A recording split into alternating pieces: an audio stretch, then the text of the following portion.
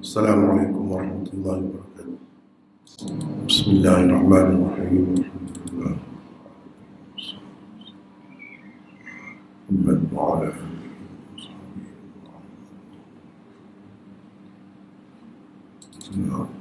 Alhamdulillah pagi ini dapat bersama lagi dalam daurah tafsir, bahagian tafsir. Hari ini kita akan mula membaca surah dan meneliti surah An-Nur. An-Nur adalah surah yang ke-24. Bilangan ayatnya hanya 64 sahaja. Surah ini termasuk dalam surah Madaniyah. Bilangan paragrafnya ada 5. Terlebih dahulu sebelum kita pergi masuk membincangkan dengan lebih terperinci lagi, kita tengok dahulu mesej utama surah ini ya. Sebagaimana yang nyata dalam carta itu, mesej utama. 1. Tinggalkanlah kekufuran dan nifaq. Tinggalkanlah kekufuran dan nifaq. Yang kedua, ikutlah undang-undang kekeluargaan, kemasyarakatan dan jenayah Islam. Yang ketiga, janji memberi kuasa dan pemerintahan. Janji Allah untuk memberi kuasa dan pemerintahan. Itulah mesej utamanya, ada 3 yang besarnya. Kemudian dibahagi pula kepada beberapa paragraf. Baik. Paragraf yang pertama mengandungi hukum-hukum atau hukum hakam agama kita. Daripada ayat 1 hingga 3, hukum penzina, yang belum berkahwin. Ayat 4 hingga 10, hukum terhadap orang yang menuduh perempuan yang suci berzina. Ayat 11 hingga 26, peristiwa ifk dan hukum-hukum yang berkaitan dengannya. Ayat 27 hingga 29, hukum masuk ke dalam rumah-rumah. Ayat 30 hingga 31, hukum menundukkan pandangan, merendahkan pandangan, perhiasan dan memakai barang kemas. Ayat 32 hingga 34, hukum kahwin. Itu dalam paragraf yang pertama. Berakhir dengan ayat yang ke-34. Paragraf yang kedua bermula dari ayat 35 hingga 40. 2 perbandingan untuk amalan orang-orang mukmin dan orang-orang kafir. Di situ dalam paragraf yang kedua. Paragraf yang ketiga ayat 41 hingga 46, pengenalan Allah melalui sifat-sifatnya. Paragraf 4 ayat 47 hingga 57, perbezaan di antara sifat-sifat orang mukmin dan orang-orang munafik. Kemudian di sini paragraf 5, yaitu paragraf yang terakhir, kita ada 5 paragraf sahaja, mengandungi hukum hakam pula. Sebagaimana paragraf yang pertama berisi hukum hakam, begitu juga dengan paragraf yang kelima. Baik, daripada ayat 58 hingga 59, hukum di bilik tidur, tempat tidur. Ayat 60, hukum orang-orang perempuan tua. Orang-orang perempuan tua. Ayat 61, hukum-hukum makan, salam, dan masuk ke dalam rumah-rumah. Ayat 62 hingga 64, yaitu ayat terakhir, hukum dan disiplin jamaah. hukum dan disiplin dalam perkumpulan. Dalam perkumpulan. Itulah secara kasarnya mesej utama dan juga paragraf yang terkandung di dalam surah ini, yaitu surah An-Nur, surah yang ke-24 di dalam tertib mushafi. Dan ingat, surah ini adalah surah Madaniyah. Boleh dikatakan kebanyakan hukum-hukum, terutamanya hukum yang berkait dengan hukum jenayah dan lain-lain, boleh dikatakan semuanya baru turun selepas hijrah Nabi SAW ke Madinah. Artinya dalam ayat-ayat Madaniyah. Baik, untuk melihat dengan lebih terperinci lagi tentang surah ini, mari kita tengok keterangan seterusnya, iaitu zaman diturunkan. Siapa baca ini? Fathi baca. Silakan. Zaman diturunkan. Surah Al-Ahzab diturunkan sekitar tahun 4, 5 dan 6. Ghazwah Bani Al-Mushtaliq pula berlaku pada bulan Sya'ban 6 Hijrah. Surah An-Nur besar sekali kemungkinan diturunkan sekitar bulan Sya'ban atau Ramadan pada tahun ke-6 Hijrah, setelah kepulangan baginda sallallahu alaihi wasallam daripada Ghazwah Bani Al-Mushtaliq. Kira-kira setahun setelah diturunkan surah Al-Ahzab. Di peringkat itu, orang-orang munafik begitu aktif mencetuskan pelbagai fitnah dan tuduhan terhadap kehidupan kekeluargaan Rasulullah sallallahu alaihi wasallam. Mula-mula sekali, mereka menghebohkan soal perkahwinan Rasulullah dengan Zainab yang sebelum itu telah menjadi isteri kepada anak angkat baginda, Zaid bin Harithah. Tuduhan perzinaan juga telah dilemparkan kepada beberapa orang isteri Rasulullah SAW. Di dalam surah ini juga terdapat berita gembira bahawa dalam masa 2 tahun sahaja lagi Mekah akan dikuasai oleh orang-orang Islam. Sunnatullah dalam menggantikan satu umat dengan satu umat yang lain akan menjadi kenyataan. Ayat 55. Ramadan yang diberikan itu betul-betul telah menjadi kenyataan pada bulan Ramadan tahun ke-8 Hijrah. Berkaitan surah An-Nur dengan surah sebelum dan selepasnya. Di dalam surah Al-Mu'minun, orang-orang mukmin selalu dituntut supaya menguatkan iman mereka. Dituntut juga mereka berakhlak mulia dan beribadat dalam segala bentuknya, termasuk ibadat-ibadat badaniyah, yakni yang berkait dengan tubuh badan, dan ibadat maliyah, yakni yang berkait dengan harta benda. Di dalam surah An-Nur ini pula, semua institusi kerajaan diminta supaya menjayakan apa yang dituntut daripada orang-orang mukmin di dalam surah Al-Mu'minun.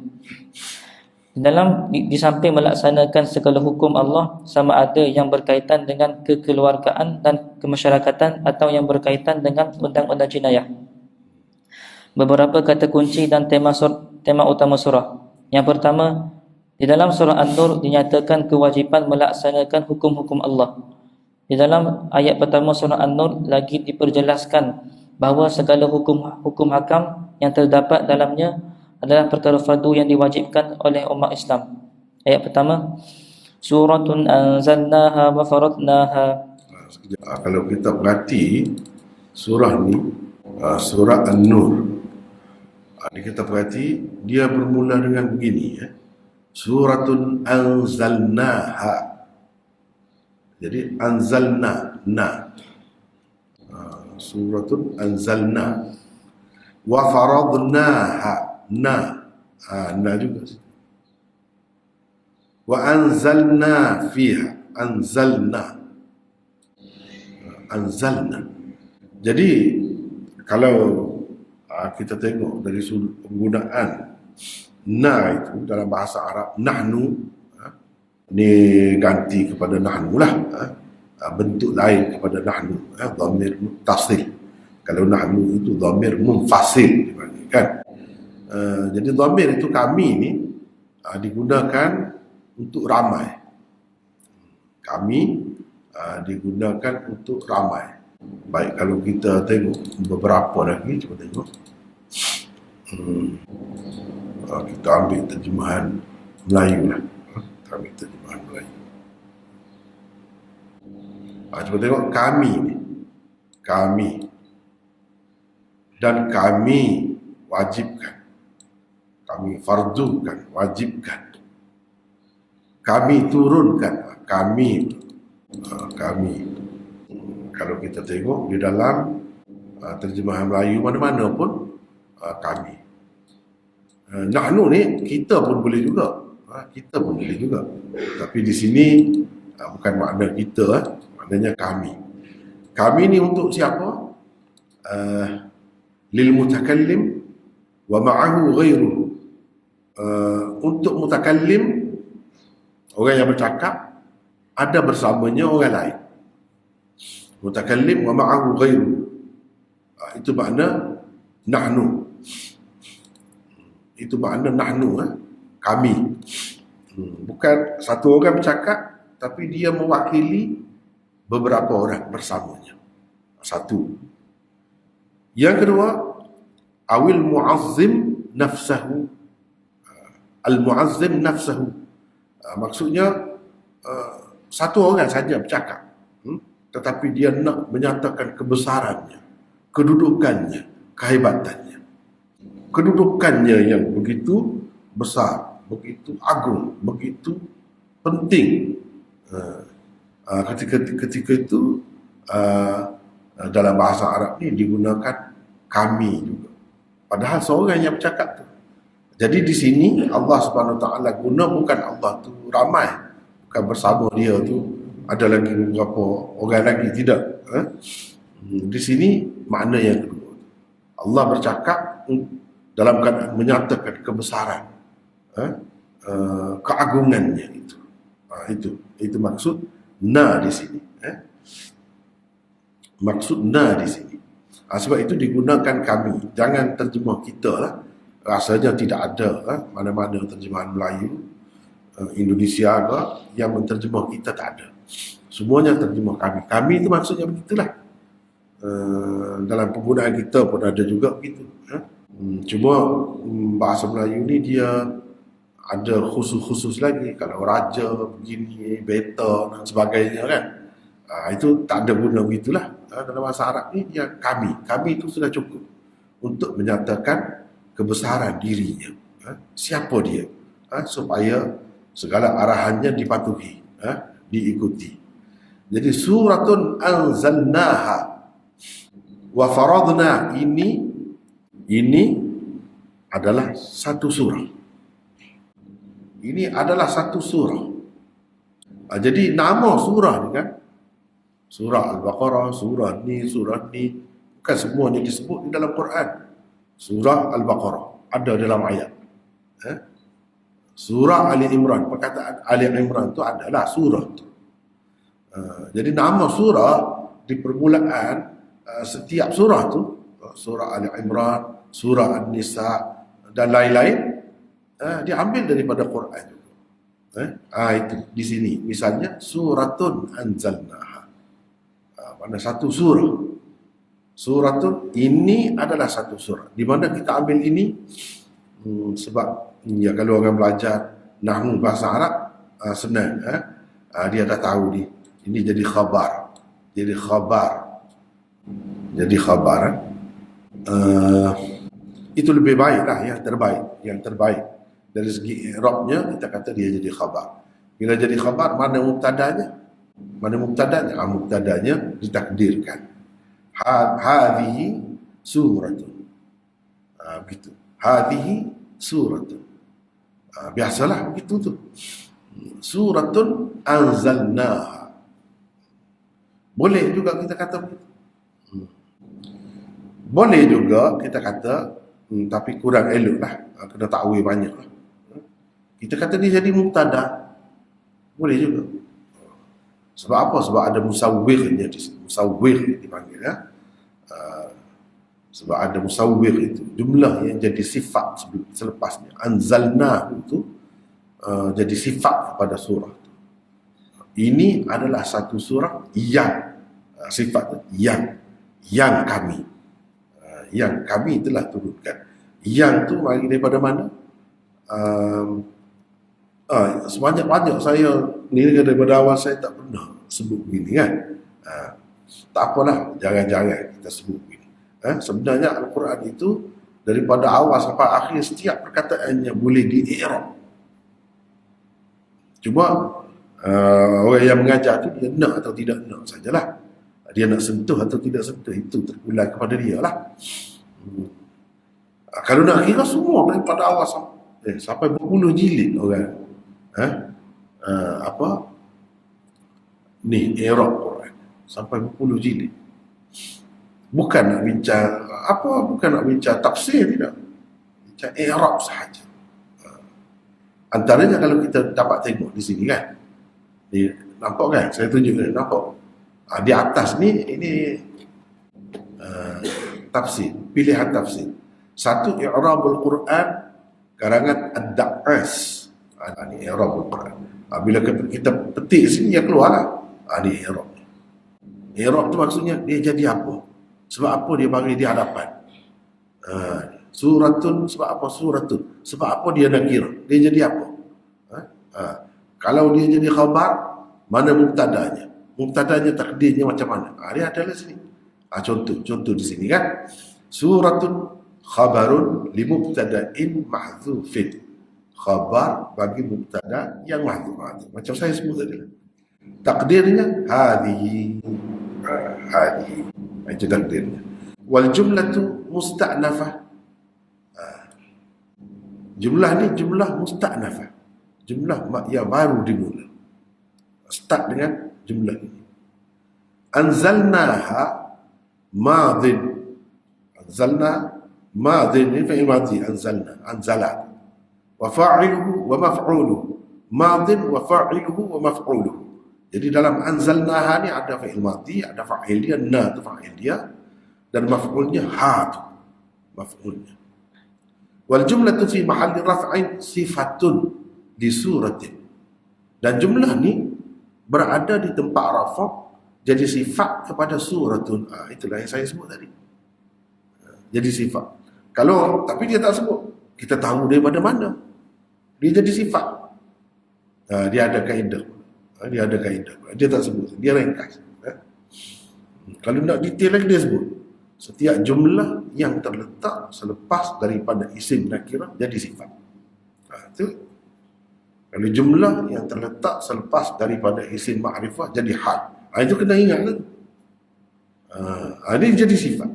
Sebab itu kita terjemah, ini adalah satu surah yang tu sifat tu.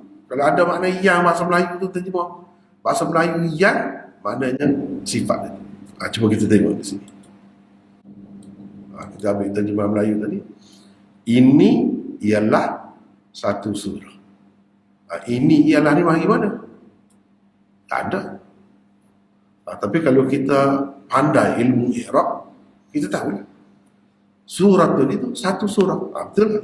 Ini yang ada yang kami. Yang ni mari di mana-mana.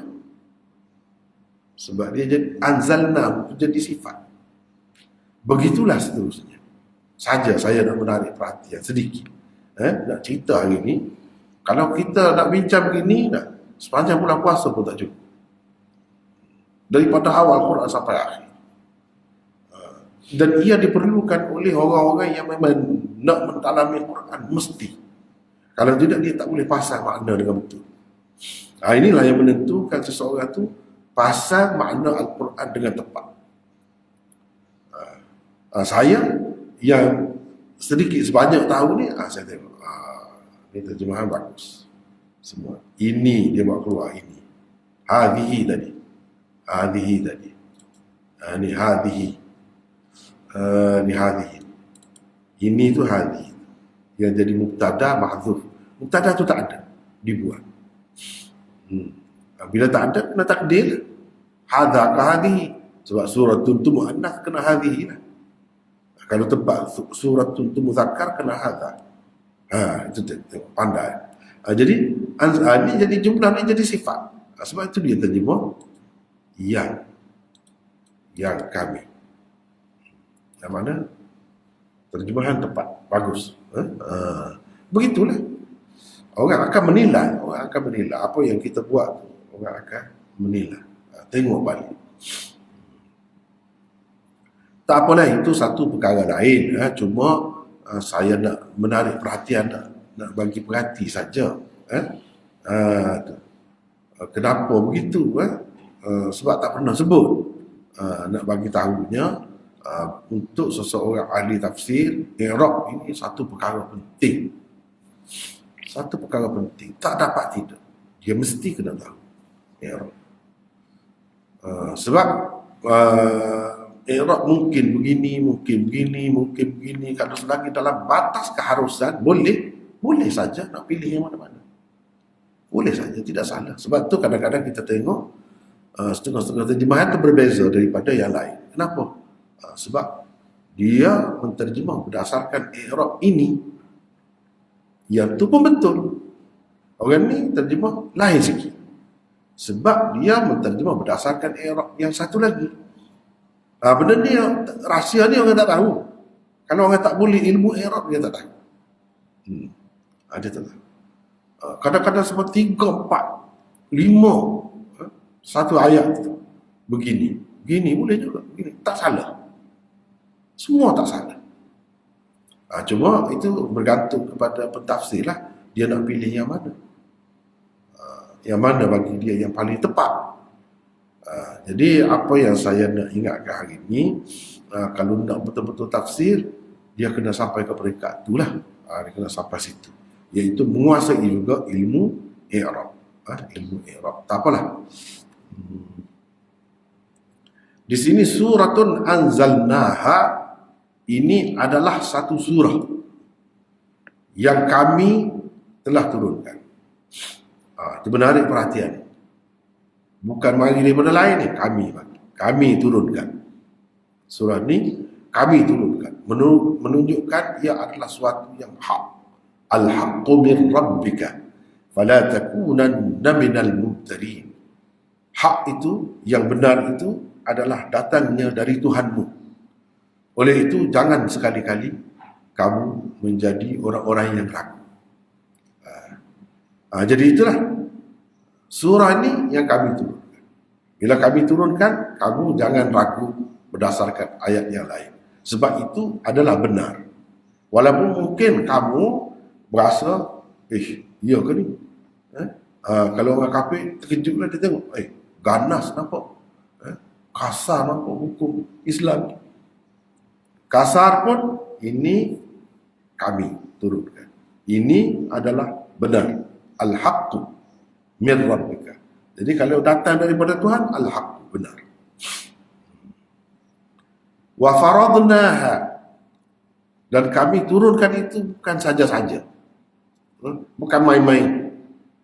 Bukan sebagai boleh pilih, sunat. Tidak. Bukan sunat ni. Wajib. Faradnaha, kami fardukan. Mana seperti mana Allah memfardukan semaya 5 waktu, kita ikut. Kita tak tinggal. Dia fardukan puasa, kita tak tinggal, kita berpuasa. Dan lain-lain lah, banyak lagi lah yang dia fardukan. Begitu juga apa yang disebutkan nanti dalam surah ni, fardu juga. Tak buat apa maknanya? Berdosa. Berdosa. Itu benarnya. Berdosa. Cuma nak buat itu, boleh kau buat sendiri-sendiri. Seperti kita semaya, puasa masing-masing. Diri masing-masing. Zakat, kena ada duit dulu. Kena ada harta dulu. Kalau yang tak ada tu, tak ada lah. Yang ni macam mana? Dia kena ada kerajaan. Dia kena ada negara. Baru boleh. Ada jemaah saja, tak jadi. Ada parti saja, tak boleh. Ada kumpulan saja, tak boleh. Dia kena ada negara. Dia kena ada kerajaan yang berdaulat.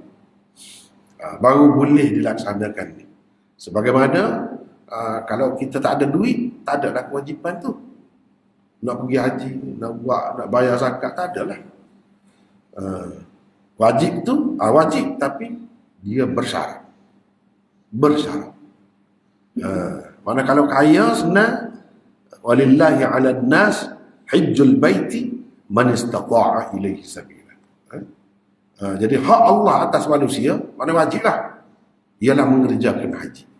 Tapi kepada man istata'a ilaihi sabila, itu syaratnya. Itu syaratnya. Begitu juga yang ini dia ada syarat. Apa syaratnya? Kena ada negara, kena ada pemerintah, kerajaan. Baru wajib. Itu pun kena cukup syarat. Kalau tak cukup syarat, tak boleh. Kerajaan Islam yang sudah ada dah tak boleh. Sebab itulah di zaman Sayyidina Umar, pernah ketika kemarau berlaku dan ada orang yang tak cukup makan, kebuluran pun ada, maka berlaku pencurian, dia tak jalankan hukum wuduk, potong tangan dia tidak laksanakan. Padahal dia sudah kerajaan, padahal sudah dilaksanakan sebelum itu, tetapi dia tidak laksanakan. Sebab apa? Sebab tak cukup syarat. Ini maknanya penting kita kena faham. Ini bukan maknanya kalau ada negara tu terus kena buat tu. Tak, kena tengok dulu ya cukup syarat. Kalau tak cukup syarat, tengok saya dah buat macam mana. Begitulah. Padahal itu fardu, itu wajib. Wajib kepada pemerintah, kepada pemerintah dengan sokongan rakyat lah, dengan sokongan rakyat. Kalau pemerintah tu sudah mampu, sudah cukup syarat, dia tidak buat. Seperti orang yang mampu pergi haji, dia tidak pergi haji. Jadi macam mana? Itu seperti orang ada banyak hartanya, cukup nisabnya, cukup haulnya, dia tidak bayar zakat. Jadi macam mana? Begitu. Dosa lah. Cuma yang berdosa itu siapa? Pihak yang memerintah. Yang rakyat tidak berdosa. Tetapi rakyat kalau dalam keadaan ada berlaku pemilihan, boleh pilih lah. Dia pilih yang tidak nak melaksanakan itu, dia salah. Rakyat salah. Rakyat kena pilih pemimpin yang bercita-cita, yang nak bila cukup syarat kita akan laksanakan ini. Sebab ini kewajipan kita semua. Kalau tidak berdosa. Sebab apa? Wajib bersyarat. Wajib bersyarat. Kalau sudah dilaksanakan, dah ada syubhah, ada kekeliruan, kesamaran, Nabi dah bagi panduan dah. Idra'ul hudud bisyubhat. Idra'ul hudud bisyubhat. Elakkan pelaksanaan hukum had bila ada apa saja syubhah, sebarang syubhah, sebarang kesamaran, kekeliruan, tak jelas. Jadi tangguhkan, jangan laksanakan. Jadi hukum ni jenis begitu. Bukan macam semayang. Macam semayang. Kalau semayang, siapa masuk? Tak semayang lah. Tapi kalau orang perempuan tu ada juga. Disuci dah ke tidak ni? Sama. Nak buat macam mana? Kena ijtihad lah. Kena tahulah keadaan kita tu macam mana. Kena tahulah. Ini istihadah ke, haid ke. Jadi bersyarat juga wajib itu. Tidak kata wajib itu setiap waktu, setiap masa, dalam semua keadaan. Tidak. Jadi kalau terlalu nak semayang sangat, sehingga tak hirau dah, kita dalam keadaan baik kotor pun nak semayang, itu berdosa pula jadinya. Sama juga ini. Kalau tak cukup syarat, kita nak buat, berdosa. Sebagaimana wajib perang, Nabi ajak perang. Sampai ada sahabat tak boleh pergi. Menangis. Tara ayunahum tafidu minad dam'i. Kamu lihat mata mereka mengalir air mata, tak boleh pergi berperang. Sebab apa? Qul la ajidu ma ahmilukum alaih. Engkau kata tak boleh sebab kelengkapan tak cukup.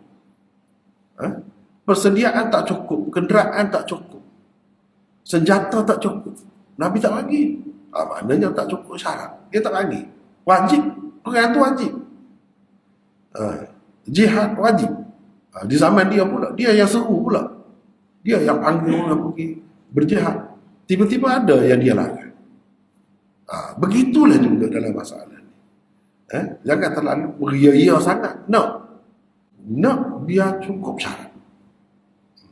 Dan kalau orang tak buat, jangan kata Mungkin kita nampak dia senang, dia mungkin tanggungan dia banyak, kenapa tak pergi Mekah lah, kenapa tak tua dah. Jangan kata begitu. Tengok dulu. Keadaannya tak sama manusia ni.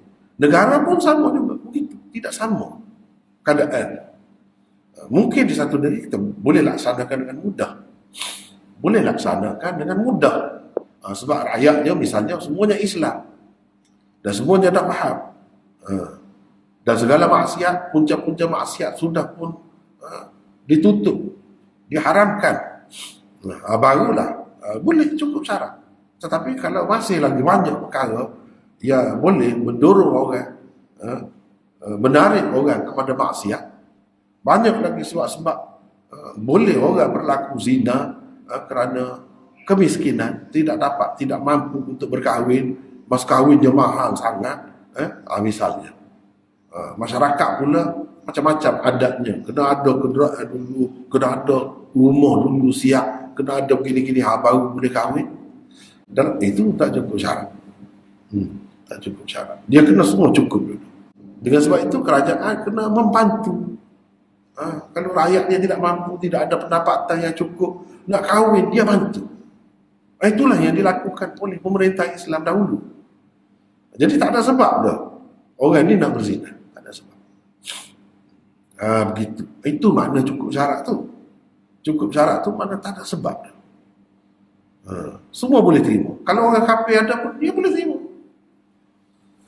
Dia boleh terima.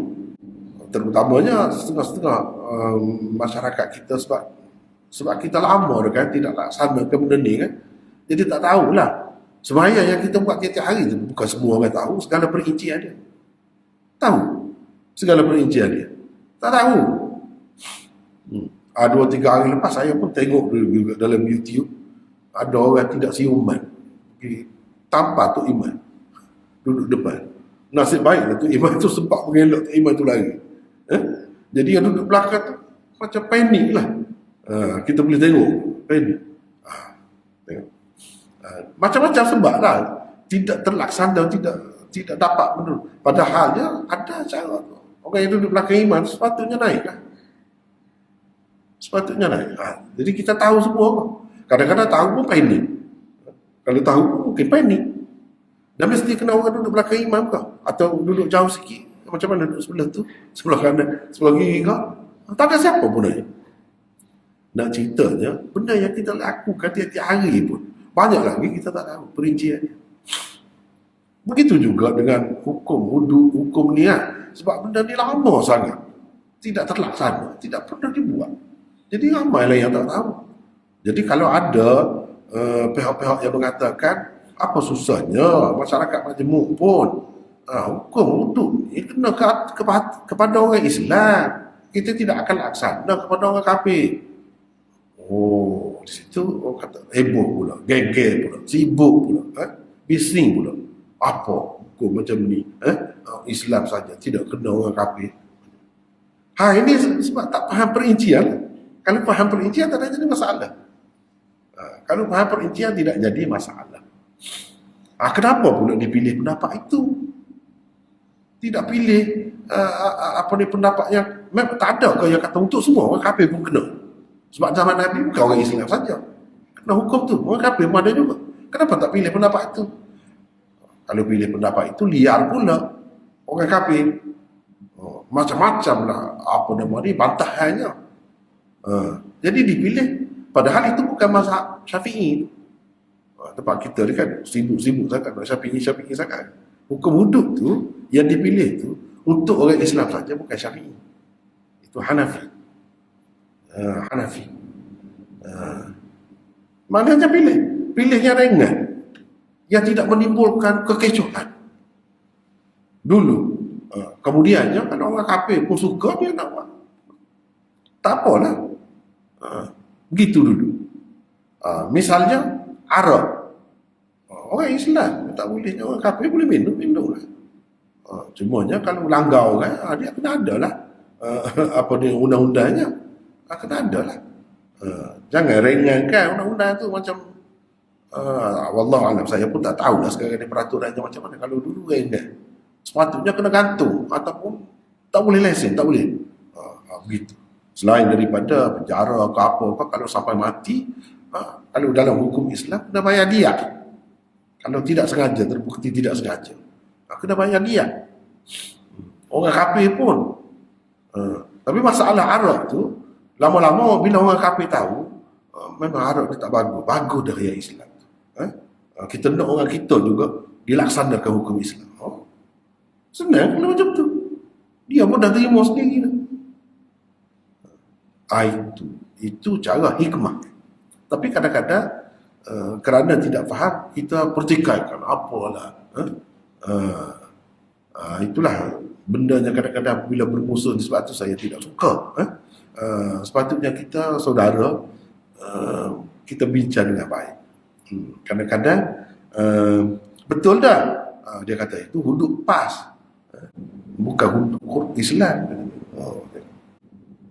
Keluarlah kata-kata macam tu. Jadi hudud Islamnya macam mana? Hudud Islamnya macam mana? Hudud Islamnya semua sekali lah. Kalau ikut mazhab Syafi'i memang betul begitu. Tapi kita dah tahu dah, di sekeliling kita ni ramai orang kafir. Mereka belum faham lagi banyak perkara. Kita pilih yang ni lah dulu. Lepas tu kalau mereka setuju, tak apalah. Kemudian bukan masalah hudud PAS ke, hudud Kelantan ke, hudud mana, bukan masalah tu. Bukan masalah tu. Sebab negara kita ni kan berbina kaum, macam-macam agama, latar belakangnya. Lepas tu pakai pula sistem demokrasi. Segala-galanya diputuskan dalam parlimen. Sibuk-sibuk pun tak jadi juga. Tahu-tahu berundang istihad, melaksanakan hukum itu, selesai. Sebab dia tak ada banyak masalah. Tak ada banyak masalah. Contoh. Jadi nak kata dia tu yang mana hudud Islam, tidak Islam, hudud berundang pula. Tak, bukan masalah tu. Sebab tadilah, sebab kita ni terlalu lama dah tidak mempraktikkan benda ni. Jadi tak tahulah perincian dia tu, detail dia tu. Orang ni pilih pendapat mana, orang ni pilih pendapat mana. Begitu. Pada dasarnya ada, cuma khilaf itu tentang muhsan itu. Muhsanah. Muhsan itu siapa yang dikatakan muhsan? Orang yang sudah kahwin saja ke, ataupun tidak kahwin ke, itu kira atau kira juga Islam, agama dia. Tidak merdeka, misalnya hamba, itu tidak muhsan, tak kena hukuman, banyak perkaranya. Misalnya apa nama ni, sebab dia separuh, kalau hukum potong tangan, tak kena, dia kena dalam bentuk lain. Itu perincian yang ramai orang tak tahu. Lepas tu kalau kes curi, dia boleh bincang lagi keluarga dengan keluarga supaya benda tu apa nama ni diselesaikan di bawah, di luar mahkamah. Boleh. Jadi banyak benda tak tahu. Orang ingat, bila dah terbukti tu mesti kena potong tangan. Bukan begitu. Bukan begitu. Sebab apa yang kita tak tahu? Sebab lama dah tak praktik benda ni. Sebab tu macam saya sebut tadi, semaya yang kita buat 3 hari tu banyak kita terlepas, kita tak tahu. Yang ramai orang duduk kata ikut Syafi'i. Tapi dalam sujud tu kaki dia gitu. Kaki dia gitu. Dia tidak gitu. Jari itu. Gitu. Ataupun terangkat sebelah ke, tidak dua belah. Sebelah saja. Tak boleh tu. Tak usah. Tu yang kita buat tiap hari. Mazhab Syafi'i lah. Mazhab Syafi'i. Kalau mazhab Hanafi tak apa. Sah lagi. Itu bendanya. Jadi yang ni lagi lah. Walau bagaimana, jadi kita kena tahu. Banyak lagi perincian. Sebab itu kita kena belajar. Bila nak melaksanakan hukum Islam, semua orang kena tahu. Pemimpin terutama. Ni pemimpin tak tahu apa. Nak bercakap pun tak boleh. Tak boleh. Misalnya. Jadi macam mana orang nak tahu? Macam mana pemimpin nak tahu? Macam mana nak dilaksanakan kalau tak tahu? Sepatutnya kena ada seminar, kena ada forum, kena ada kuliah, kena ada kursus, kena ada itu setiap peringkat. Sebagaimana kita buat untuk sembahyang, untuk puasa, untuk zakat, untuk haji, ini pun kena buat juga. Barulah masyarakat faham. Sebab itu tidak boleh kalau suatu ketika dahulu di peringkat awal bila semua hudud tu macam-macam heboh. Bukan orang kafir, orang Islam sendiri. Sebab dia tidak tahu. Sekarang ni tak heboh dah. Sekarang ni tak heboh. Dah tahu. Yang duduk kelahi dulu pun sudah terima Islam. Sebab tu biar Islam dulu dia faham. Barulah senang kita nak bagi faham kepada bukan Islam. Begitu. Dan kita kena sedar, tak apalah di sebalik tu semua. Bila kita baca surah ni, wa faradnaha, mana Tuhan wajibkan ni atas kita ni. Jangan puasa sedar hati boleh kuasa, dapat kuasa. Banyak perkara tanggungjawab. Kalau tak buat dosa. Berdosa. Berdosa pemimpin tu lah. Tetapi macam kita sebut tadi lah. Itu atas kebijaksanaan dia, tanggungjawab dia dengan Allah. Dia tahu. Cukup syarat dah ke tidak? Kalau dah cukup syarat, walaupun di negara yang ramai masyarakat kafir pun, dia tidak berdosa. Memang berdosa. Kalau tak cukup syarat, itu lain. Dimaafkanlah seperti benda-benda lain. Seperti ibadah-ibadah lain. Begitu. Baik, teruskan. Fatih baca. Kalau tidak kita tak habis. Teruskan. Kedua, di dalam surah An-Nur diberikan hukum-hukum yang terang. Di dalam surah An-Nur beberapa kali perkataan ayat digunakan dengan erti hukum-hukum yang terang dan tidak samar. Ayatim bayyinat ayat 1, dibayyinun ayat 18, 54, 59 dan 61. Mubin ayat 54, ayatum mubayyinat ayat 34, 46. Itu yang kita daripada awal banyak hari dah ni. Berapa hari dah kita puasa kan. Sebelum puasa lagi kita start. Saya dah terkasiakan apa maksud kata kunci. Dia kata kunci dalam surah ni dia selalu sebut perkataan yang sama. Dan di dalam surah ni kebanyakannya dia bukan dengan makna ayat seperti dalam surah-surah lain. Pada kejadian langit dan bumi itu ada tanda bagi kekuasaan, tanda. Ini bukan tanda sini, ini bukan tanda. Hukum, ketentuan Allah, ketentuan yang jelas, hukum yang jelas. Ayat itu dengan makna itu. Sebab itu perkataan-perkataan dia kena sesuai dengan konteks dia. Dalam surah ini dia cerita tentang hukum. Jadi hukum tu hukum terang, bukan hukum mutasyabihat yang keliru, sama, tak jelas. Tidak, jelas. Hukum maksudnya ayat itu. Ayat bayyinat. Wa anzalna fiha ayatin bayyinat. Kami turunkan di dalamnya, di dalam surah ini beberapa hukum, bukan beberapa tanda yang terang. Seperti bulan, bintang, itu tanda Tuhan. Kita kata tanda wujudnya Tuhan, kuasanya Tuhan. Ini bukan. Sebab itu kita kena tengok konteks. Konteks ayat itu. Teruskan. B. Hanya di dalam ayat ke-46 ayatim mubayyinat sahaja lafaz ayat boleh dipakai juga dengan erti bukti-bukti. Ketiga, hukuman dan balasan di dunia dan di akhirat untuk orang-orang yang menuduh orang-orang perempuan muslim dengan tuduhan-tuduhan yang jahat. Perkataan yurmun 3 kali digunakan dalam ayat 4, 6 dan 23. Hukuman 80 sebatan dikenakan kerana... Sekejap. Ada nombor 3 ya. Jatuh di sini ni. Situ ada? Oh ada.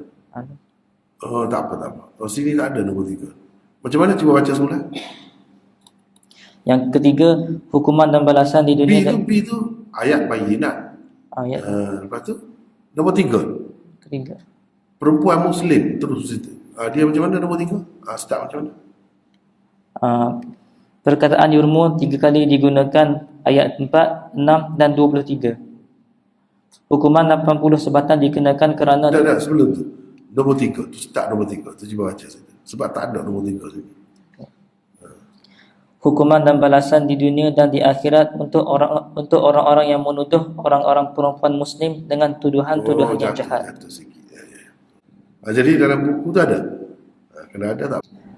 Perkataan yurmun 3 kali digunakan ayat 4, 6 dan 23. Hukuman 80 sebatan dikenakan kerana menuduh orang-orang perempuan yang baik-baik melakukan zina. Ayat 4. Orang-orang yang menuduh orang-orang perempuan yang baik-baik melakukan perbuatan keji itu dilaknat di dunia dan di akhirat. Ayat 23.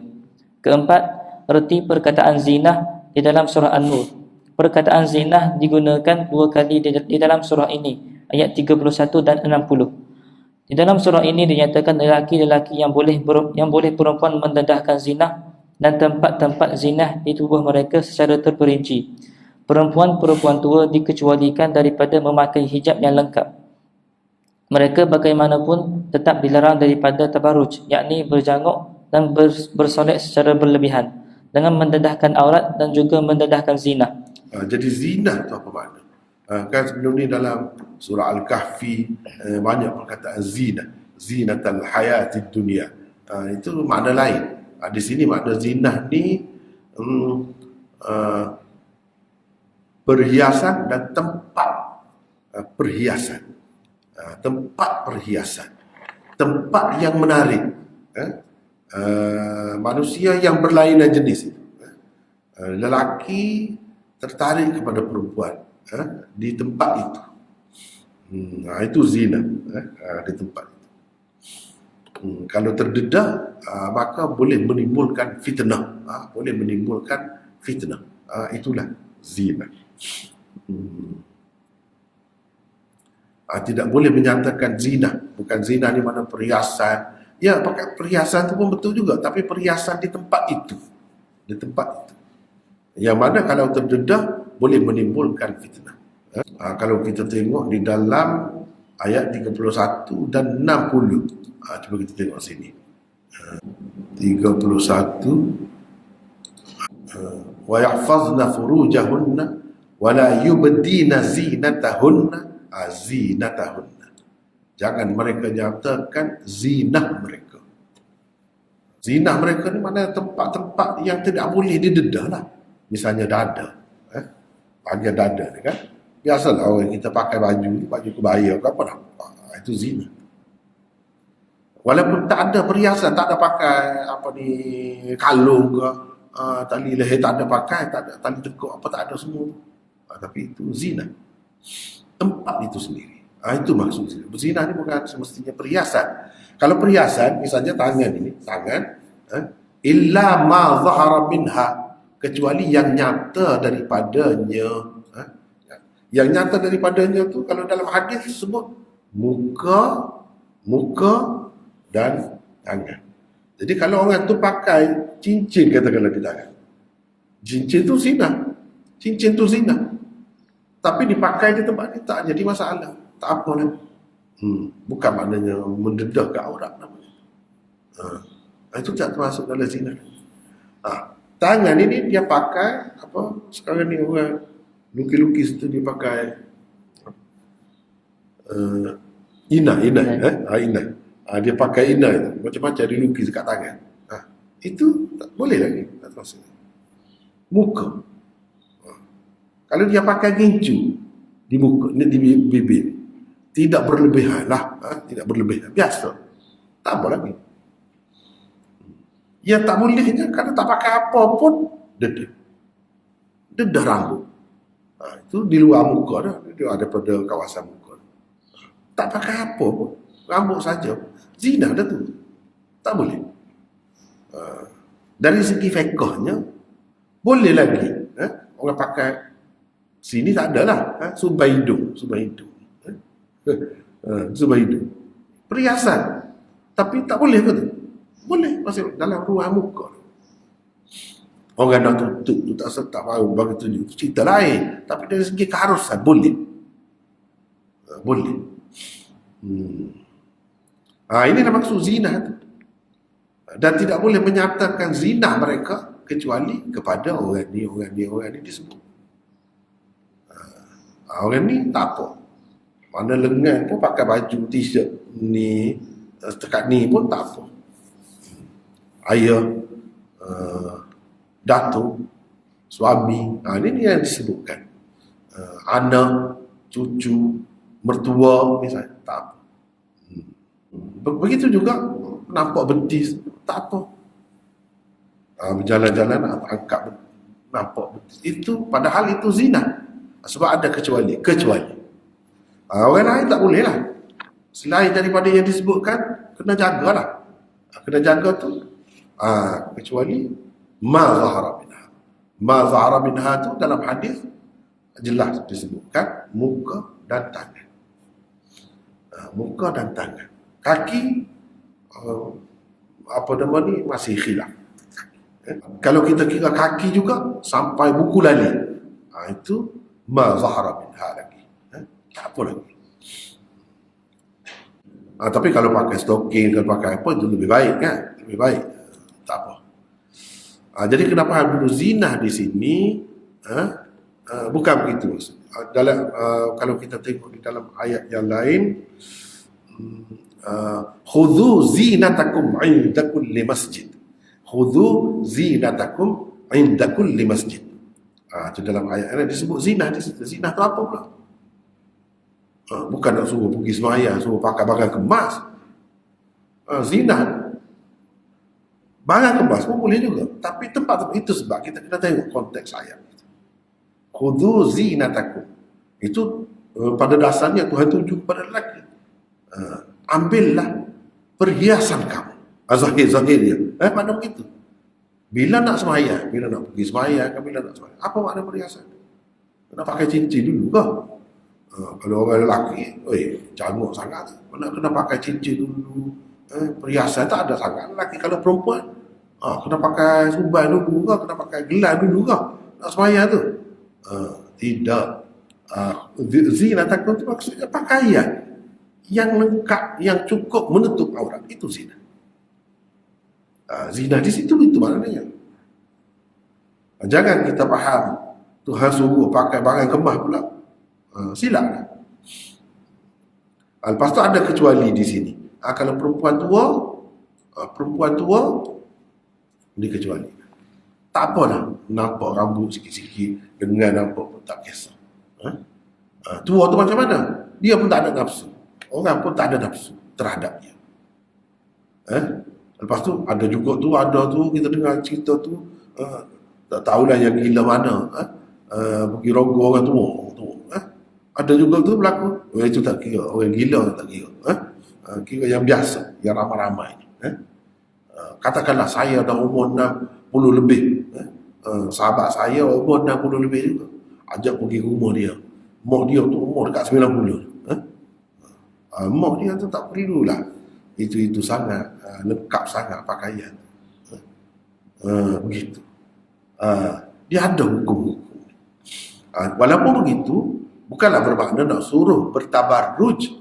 Tabarrujnya berjanggut, berhias lebih-lebih, sehingga nampak pelik. Orang kata tua-tua pun lebih daripada orang muda. Janganlah begitu. Biasalah, biasa. Nampak lengan sikit sebanyak tu tak apa. Tak apa. Begitu juga pakai tudung biasa, nampak sedikit tekuk ni, leher ni, dada nampak, tak kisah. Kalau orang tua, tak. Tidaklah ketat sangat. Bukanlah nak suruh dia tu tak pakai tudung langsung, tidak. Tudung tu tidaklah ketat sangat. Tudung tu kalau terkesok sikit pun, beralih sikit, nampak tak perlu, tak jadi masalah. Itu maksudnya. Itu dalam ayat ni, wal qawaid, disebut al qawaid. Al qawaid kan semaknanya qaidah. Maknanya orang duduk nak bangun pun susah. Kalau dia duduk nak bangun pun susah. Begitu. Jadi nafsu pun tak ada, tak ada apa. Disebut al-qawaid. Jadi gambarannya kita boleh nampak, kita boleh bayangkan orang yang duduk kalau nak bangun pun susah. Nak sembahyang pun duduk atas kerusi. Tak boleh duduk biasa. Duduk lama sikit, jadi masalah. Itu tua lah tu. Tua. Tapi sekarang ni tak tua sampai umur begitu pun dah duduk atas kerusi dah kan. Itu cerita lain lah. Kita orang zaman sekarang ni lemah banyak nak banding dengan orang zaman dulu. Tak apa, teruskan. Fathi terus. Kelima, hanya orang-orang beriman dapat melaksanakan undang-undang Islam dengan lengkap dan sempurna. Melalui ayat 17, 47 dan 51 digunakan perkataan mukminin. Perkataan al-mu'minun pula digunakan dalam ayat ke-31. Hanya mereka lah dikatakan orang-orang yang dapat melaksanakan hukum Allah dengan sempurna. Keenam, tazkiyah dikatakan sebagai perkara yang boleh menghindarkan manusia daripada kemungkaran, perbuatan-perbuatan kecil dan juga tidak bermoral. Berhubung dengannya terdapat dua ayat di dalam surah ini. Zakah ayat 21, Azkar ayat 29. Masuk ke dalam rumah orang lain tanpa kebenaran dilarang. Arahan itu perlu untuk tazkiyah atau penyucian jiwa, ayat 29. Ketujuh, di dalam surah An-Nur terdapat perintah supaya memberi salam sebelum masuk ke dalam rumah orang-orang lain. Perkataan sallimu digunakan dalam ayat ke-61, tusallimu digunakan dalam ayat ke-27. Kedua-duanya adalah perintah supaya memberi salam sebelum memasuki rumah orang lain, ayat 27. Perintah supaya memberi salam juga diberikan ketika hendak masuk ke rumah sendiri atau ke dalam rumah keluarga dan sanak saudara, ayat 61. Kelapan, taat kepada pemimpin adalah suatu yang perlu untuk keutuhan kehidupan bermasyarakat. Surah An-Nur mengajarkan beberapa adab dan disiplin kepada orang-orang Islam dalam kehidupan bermasyarakat. Ketika berada dalam majlis yang penting, mereka diperintahkan supaya meminta izin apabila hendak keluar. Yasta'dzinunaka, ayat 62. Perbandingan di antara surah Al-Ahzab dan surah An-Nur. Kedua-dua surah ini banyak berbicara tentang hukum-hukum berkaitan wanita. Kerana itu, kedua-duanya elok sekali dibaca bersama. Zaman diturunkan surah Al-Ahzab diturunkan selepas perang Ahzab pada tahun ke-4 dan ke-5 Hijrah, sedangkan mengikut tertib kitabi ia merupakan surah ke-33. Surah An-Nur diturunkan selepas Ghazwat Bani Al-Mushtaliq pada bulan Sya'ban 6 Hijrah, setahun selepas diturunkan surah Al-Ahzab, sedangkan dalam tertib kitabi kedudukannya terletak lebih dahulu daripada surah Al-Ahzab. Kedua mesej utama surah Al-Ahzab. Yang pertama, tinggalkan kekufuran dan kemunafikan dalam keadaan menyadari tanggungjawab dan amanah. Kedua, laksanakanlah hukum hakam Islam dengan ikhlas, baik dan berkaitan dengan kekeluargaan, kemasyarakatan, ketenteraan, pemerintahan dan lain-lain. Surah An-Nur. Yang pertama, tinggalkanlah kekufuran dan nifak. Kedua, ikutlah undang-undang kekeluargaan, kemasyarakatan dan jenayah Islam. Ketiga, janji memberi kuasa dan pemerintahan. Ketiga, aktiviti orang munafik. Surah Ahzab. Mereka menyerang peribadi Rasulullah SAW. Kata mereka, Rasulullah SAW telah berkahwin dengan bekas isteri anak angkatnya. Itu berarti baginda berkahwin dengan menantu sendiri. Selain itu, macam-macam lagi gangguan dan fitnah yang mereka adakan untuk memburuk-burukkan Nabi. Ayat 48, 53, 57, 59 dan 69. Surah An-Nur. Orang-orang munafikin menuduh isteri Rasulullah SAW atau sahabiah yang lain telah berzina. Ia merupakan salah satu peristiwa ifk. Ayat 11 hingga 26. Keempat, aktiviti orang-orang kafir. Perintah supaya tidak terkesan dan tertekan dengan perancangan dan tindakan jahat oleh orang-orang munafik dan kafir terdapat dalam ayat pertama dan terakhir surah. Itu adalah zaman di mana kerajaan Islam baru ditegakkan, terpaksa menghadapi gangguan musuh dari dalam dan juga dari luar. Kelima, hukum-hukum kekeluargaan. Surah Ahzab. Yang pertama, arahan meminta izin sebelum masuk ke dalam rumah Nabi SAW, ayat 53. Kedua, kehidupan kekeluargaan seeloknya sederhana. Apa yang penting kepada setiap ahli keluarga ialah kehidupan di hari akhirat, ayat 28. Surah An-Nur. Yang pertama, perintah meminta izin dan memberi salam sebelum masuk ke dalam rumah orang-orang lain, ayat 27 hingga 29 dan 61. Kedua, hukum-hukum di bilik tidur, ayat 58 dan 59. Ketiga, hukum-hukum untuk perempuan tua, ayat 60. Keenam, hukum-hukum pergaulan dalam rumah tangga. Surah Ahzab.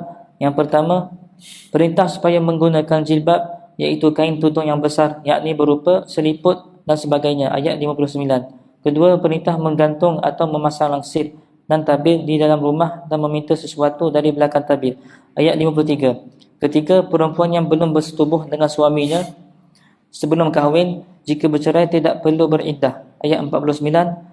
Keempat, perempuan-perempuan hendaklah bercakap dengan penuh sopan. Ayat 32. Kelima, perempuan-perempuan diarah supaya tidak mendedahkan aurat seperti perempuan-perempuan di zaman jahiliah. Ayat 33. Keenam, larangan daripada ikut serta dalam sesuatu majlis makan tanpa dijemput dan juga larangan berbual-bual selepas makan malam. Ayat 53. Surah An-Nur, yang pertama, hukum-hukum li'an, ayat 10. Kedua, perintah menjaga penglihatan kepada lelaki dan perempuan, ayat 30 hingga 31. Ketiga, perintah menyembunyikan tempat perhiasan di tubuh wanita dan perintah menutup bahagian tengkuk dan lehernya, ayat 31. Keempat, kepada 12 macam orang-orang lelaki, wanita dibenarkan mendedahkan bahagian perhiasan di tubuh wanita. Mereka juga dibenarkan dalam keadaan itu memakai perhiasan yang mengeluarkan bunyi. Ayat 31. Kelima, perintah mengahwinkan lelaki dan wanita yang belum berkahwin. Ayat 32. Ketujuh, hukum-hukum kemasyarakatan. Surah An-Nur, perintah supaya menjaga majlis dengan sebaik-baiknya. Ketika mahu keluar daripada majlis pula, perlulah mendapat kebenaran. Orang-orang munafik keluar daripada majlis Rasulullah secara senyap-senyap tanpa kebenaran baginda. Ayat 62 hingga 64. Sekejap. Jadi ini penting ni. Ini disiplin ni, peraturan ini sebenarnya luas sangat. Bukan dalam mesyuarat saja. Misalnya dalam satu company, satu syarikat besar, dia ada bos dia, ada anak buah kena cerita. Nak pergi mana-mana. Tak cuti kena dapat kebenaran. Itu maksudnya. Kalau ketua tak bagi, tak boleh. Kena pergi buat kerja lah. Itulah yang dilakukan di mana-mana negara pun sekarang ni. Misalnya, kalau doktor hari raya pun tak boleh cuti. Sebab bos dia tak bagi. Kalau cuti, bayar. Macam mana orang sakit? Orang sakit tak kira waktu. Hari raya pun boleh berlaku. Jadi dia kena ada. Jadi pandai-pandailah dia tu mengatur. Kalau kena minta izin, tak boleh keluar begitu saja. Bayangkan kalau polis misalnya. Polis hari raya atau hari apa pun dia kena kerja. Cuma cara atur tu lah. Gila-gila tahun ni orang ni boleh balik cuti. Orang ni tidak cuti. Tahun depan yang cuti tahun lepas bekerja pula. Yang tak boleh balik tahun lepas boleh balik. Dia kena atur dengan baik. Itu ketua, pemimpin. Dan dia kena minta izin dapat kebenaran. Barulah jadi teratur dengan baik masyarakat itu. Kalau dalam majlis, dalam mesyuarat tak boleh keluar, kena minta izin. Sama juga dalam kelas, kalau dalam apa, kecuali kalau kita tahu memang dia izin dah macam kita di kelas umum ni, kelas umum begini. Kalau setiap orang tu nak minta izin menyusahkan. Menyusahkan, dah tahu dah dia pergi tu, pergilah. Tak perlu cerita. Tak perlu cerita. Teringat saya kepada zaman budak-budak dulu, masa menghafal Quran dulu. Kalau nak keluar, buang air kecil, bangun, gini depan guru.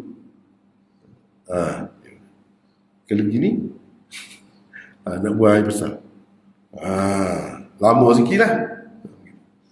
Kena bangun, begitu. Dia tak nak bercakap. Mungkin dengan isyarat begitu boleh juga. Sekadar itu saja. Tapi bebas, tanpa macam sesuka hati, tak ada ketua, tak ada yang kita patut, tak boleh. Itu disiplin majlis. Disiplin majlis. Apalagi dalam institusi-institusi macam kita sebut tadi, askar misalnya. Jadi askar, dia kena jaga perbatasan negara. Tempat-tempat dia kena berkawal, kena duduk. Tak kira bulan puasa ke, bulan apa ke, tak kira. Misalnya hari Jumaat, tak boleh, kena bekerja. Kurang-kurang jangan kita kata dah perempuan tu tidak wajib. Perempuan lah boleh, perempuan lah jaga. Jaga kawasan motor sebagainya, banyak kecurian berlaku. Dia takut juga. Boleh perempuan pun ada gari juga, ada pistol tu. Jadi pencuri kecil-kecil ni takut. Memadai lah. Kalau perempuan, yang lelaki sebenarnya lah. Begitu cara. Jadi kena atur. Tidak kata boleh sesuka hati buat tu. Terutamanya apabila duduk dalam satu kumpulan, dalam satu institusi, dalam satu pasukan, mesti kena ada disiplin. Tak boleh sesuka hati keluar, tak boleh sesuka hati masuk. Tak boleh begitu. Begitu juga sekolah ke apa ke, sama. Bila kita masuk di situ, memang disiplin dia begitu. Kena ikut gitu. Dia kata tak boleh keluar mana, tak boleh lah. Kalau keluar juga ada begini-gini kena terima. Tak boleh kata apa lah. Tak boleh kata. Dalam Quran tak ada pun macam tu. Dalam Quran tak ada pun sebut begitu. Misalnya kalau keluar malam berapa kali tak dengar cakap, kena buat, kena pecah. Mana ada dalam Quran? Bukan masalah dalam Quran saja, itu diberi kebebasan kepada ketua, kepada mudir, kalau kita kata kepada pihak sekolah. Dia ada peraturan, benda ni tak boleh, benda ni tak boleh. Kalau buat juga akan begini-begini. Semua tempat lain tak apa. Tempat lain tak apa, ya dia tak apa tempat dia. Sini kena pakai jubah, sini tak payah pakai jubah, pakai baju biasa boleh masuk kelas. Tapi di tempat yang dia wajibkan pakai jubah, kena pakai. Gitu. Itu disiplin. Itu disiplin.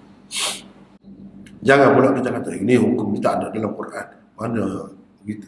Tak perlu. Jangan kata begitu. Jangan kata begitu. Itu pihak berkuasa boleh membuat peraturan-peraturan yang dipikirnya sesuai. Dan seperti kita nak jual belilah.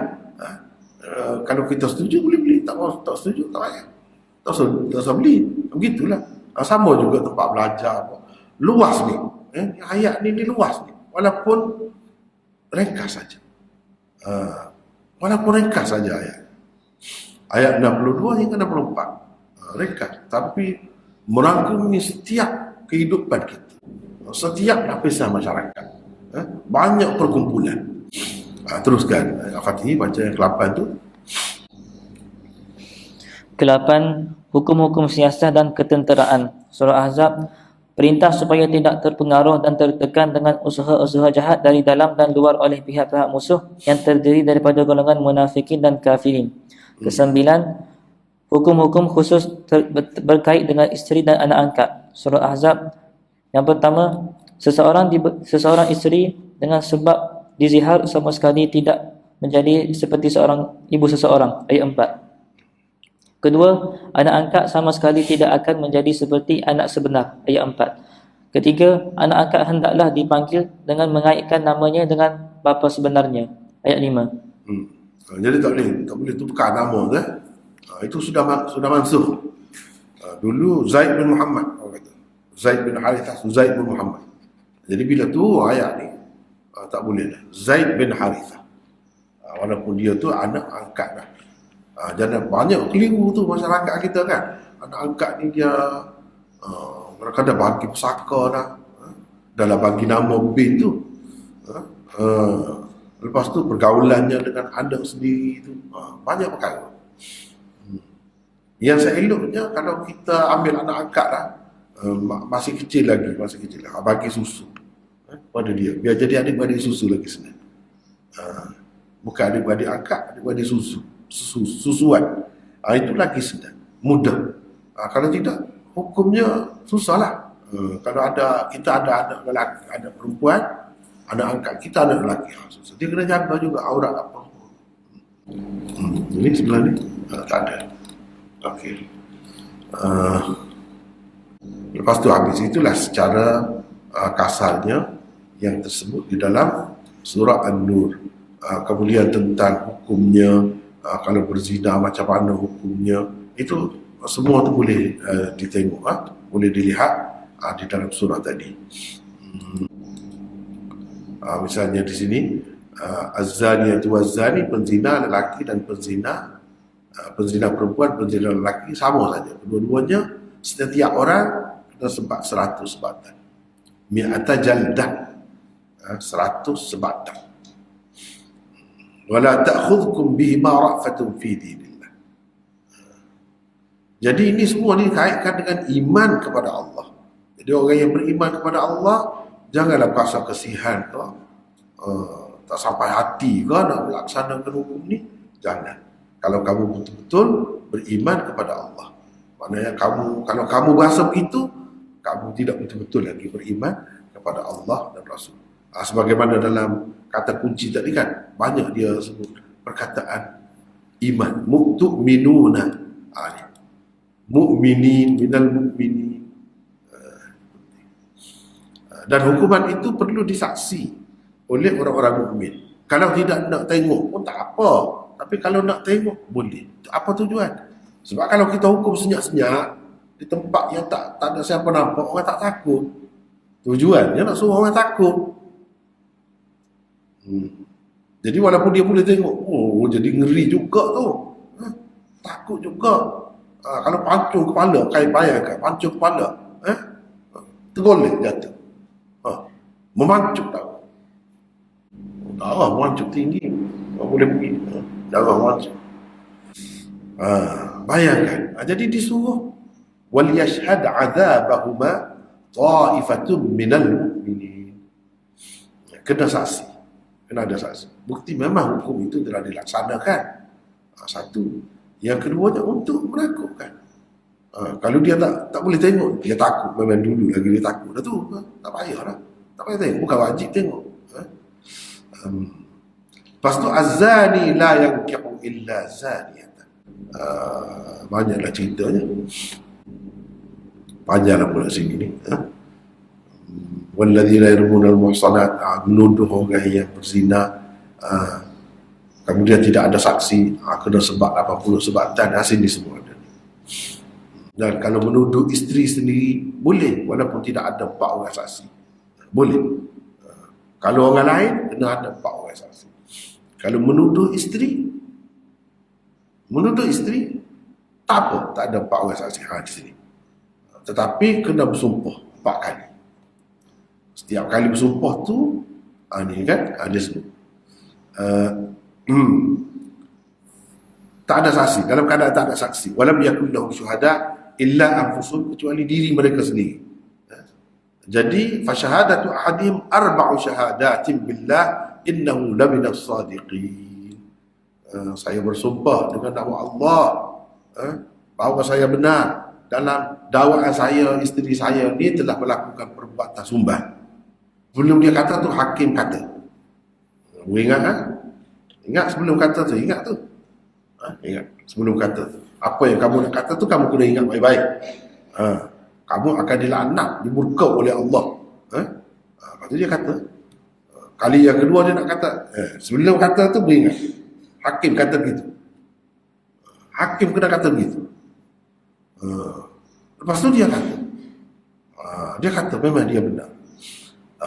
Setelah 4 kali menepati 4 orang saksi lah, kalau orang lain tu.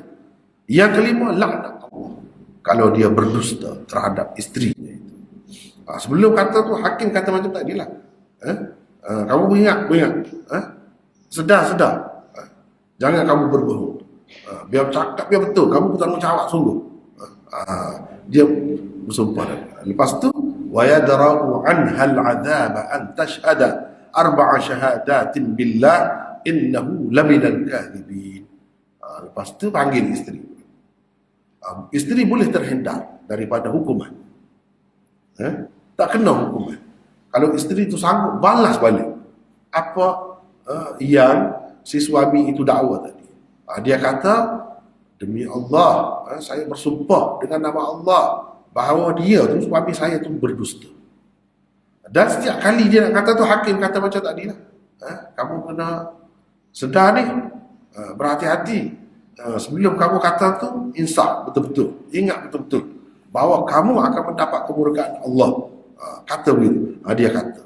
Sampai kali yang kelima, murka Allah ke atasnya kalau suami dia tu memang.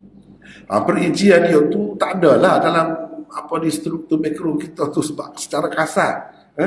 Tetapi yang detail dikatakan ayat, bayinat, hukum yang terang tu macam itulah. Kalau kita tengok sunnah Nabi pula macam mana. Lepas tu dipisahkan, hakim memisahkan. Ataupun setengah ulama ada khilaf di situ, kata cerai. Setengah kata tak payah cerai, hakim pisahkan. Dan dia tidak boleh kahwin sampai bila-bila. Ni. Kalau orang tolak 3 kan, dia boleh kahwin lagi. Orang tolak 3 boleh kahwin lagi. Setelah isteri dia tu kahwin dengan orang lain dulu. Lepas tu dia bercerai. Boleh kahwin. Kes ni, kes li'an tak boleh kahwin sampai bila-bila. Sampai mati. Sebab berat ni. Hukuman ni berat. Dan berlaku di zaman Rasulullah SAW. Begitulah berlaku. Suami dia kata, lepas tu Nabi SAW kata bila perempuan dia teragak-agak nak kata, tapi dia kata yang kelima Nabi bagi peringatan kepada dia, sebelum kamu nak kata tu beringat, berhati-hati kamu mendapat laknat Allah. Dia teragak-agak, serba salah, tapi akhirnya dia kata, Nabi lepas, tak kena hukum. Tak kena. Lepas tu memang dia mengandung. Dia mengandung, keluar ada kandungan dia tu. Ni dalam Bukhari, hadis Bukhari. Sama seperti orang yang didakwa oleh suami dia. Rupanya. Nabi kata, kalau tidak kerana ayat ini, aku laksanakan. Tapi ayat ini terang kan, kalau perempuan tu sanggup kata, balas balik, li'an suami dia tu 4 kali bersumpah dengan nama Allah bahawa dia benar, dan kali yang kelima laknat Allah ke atasnya kalau dia berdusta. Itu semua tu. Dan bayadra'u anhal azab, mana perempuan itu tak kena hukuman, terhindar daripada hukuman. Azab itu maksudnya hukuman di sini, bukan azab tu azab neraka apa dah. Sini hukuman dalam dunia tu. Itu makna azab di sini. Wa yadra'u anhal azab. Azab itu maknanya hukuman. Sebab memang seksa lah hukuman itu. Hukuman tu kalau dia sudah kahwin kan, dia isteri orang, rejam lah. Begitulah, rejam lah. Walaupun ada ulama pertikaikan hukum rejam tu ada lagi ke tidak, itu cerita lain lah. Tapi jumhur ulama mengatakan ada. Hukum rejam tu sampai bila.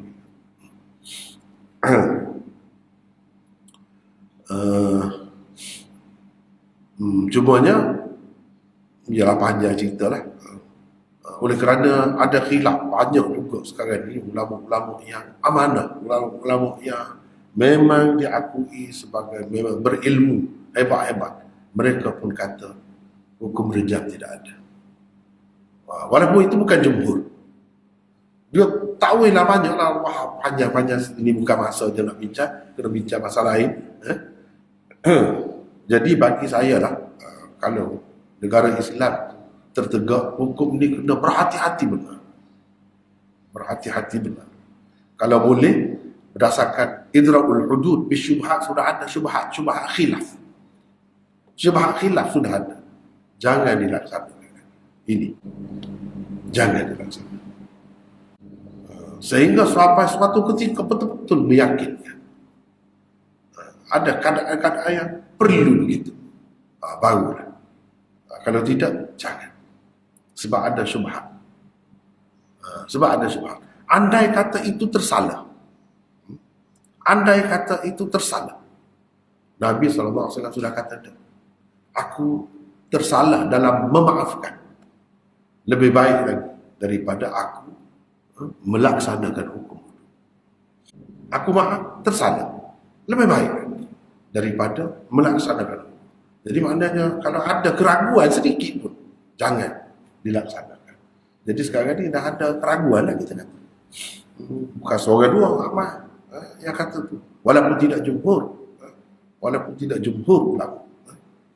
Umpamanya Syekh Muhammad Abu Zahra, atau tokoh besar ulama Al-Azhar, Dr. Yusuf Al-Qaradawi, dan ramai lagi. Mereka kata tidak.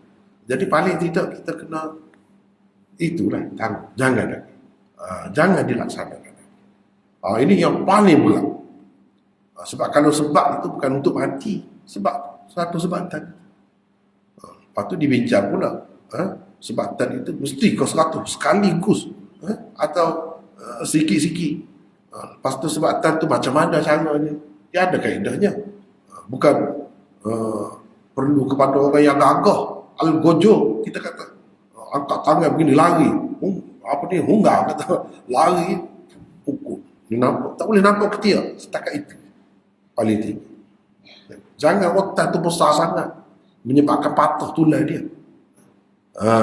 Semua kena ambil kira setakat ni. Ni tak boleh nak angkat, nampak ketia, tak boleh nak pukul. Tengok sini, nampak je, angkat tak boleh. Gini je. Bukan hukuman sebab ni bukan untuk mematikan. Itu kena ingat.